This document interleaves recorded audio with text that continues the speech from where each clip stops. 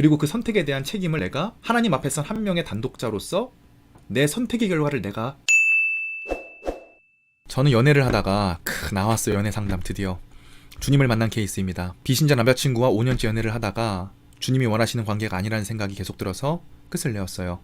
감정은 제 뜻대로 되지 않아서 생각이 많이 나지만 맞는 결정이겠죠?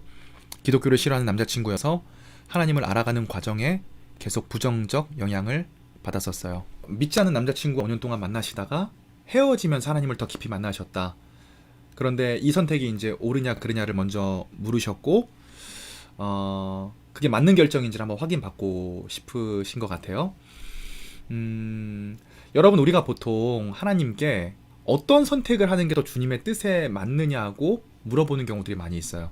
제가 청년들을 상담을 많이 해보면 한 70% 정도는 진로에 대해서 그리고 혹은 연애에 대해서 이게 맞느냐 틀리느냐, 하나님의 뜻이냐 아니냐를 굉장히 물어보는 경우들이 많이 있어요.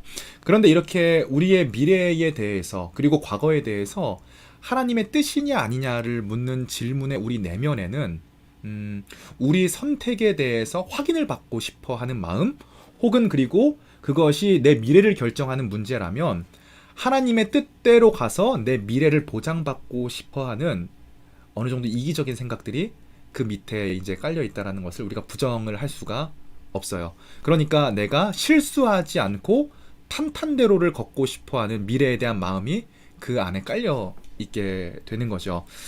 그래서 저는 그 청년들의 상담을 할 때마다 하나님께서는 네가 어떤 선택을 하든지 간에 너를 사랑하신다.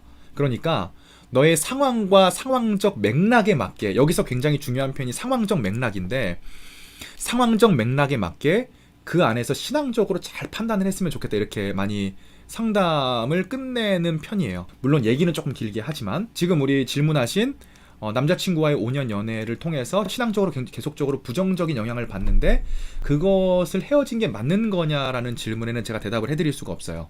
그 상황적 맥락은 아마 질문하신 분께서 가장 잘 아실 텐데, 제가 말씀을 드리고 싶은 것은 어떠한 것이 하나님의 뜻이냐 아니냐가 중요한 것이 아니라 내가 그것을 선택할 수 있고 그 선택에 대한 책임을 질 수 있느냐 하는 것이 중요하다는 거예요. 사귈 수도 있고 헤어질 수도 있어요. 그런데 그것이 중요한 게 아니라 그 사귐과 헤어짐에 대한 선택이 주님과의 관계 속에서 이루어졌고, 그리고 그 선택에 대한 책임을 내가 하나님 앞에선 한 명의 단독자로서 내 선택의 결과를 내가 과연 질 수 있을 것인가 하는 데 저는 달려있다라고 생각을 합니다. 그래서 만약에 신앙적으로 부정적인 영향을 많이 받으셨다면, 그리고 헤어질 정도였다면 그 헤어진 판단에 있어서 후회하지 마세요. 아마 본인에게는 최선의 선택이었을 것이고 굉장히 많이 고민해서 결정한 것일 테고, 그 와중에 하나님과도 굉장히 많은 긴밀한 시간을 가졌을 거라고 생각을 해요. 그 선택을 돌아보고 하나님께 확인받으려 함으로써 그 안에서 위로를 받지 않았으면 좋겠고, 자신이 선택한 것에 대한 책임 그리고 그것에 대해 후회를 남기지 않는 우리 구독자분이 되셨으면 좋겠습니다. 조금 제가 일부러 세게 얘기를 했는데 그 부분에 대해서는 좀 죄송하게 생각을 하고, 하지만 제가 충분히 잘 설명을 했다라고 생각을 하고 앞으로도 하나님과 좋은 관계를 유지하셨으면 좋겠습니다. 네, 여기까지 하겠습니다.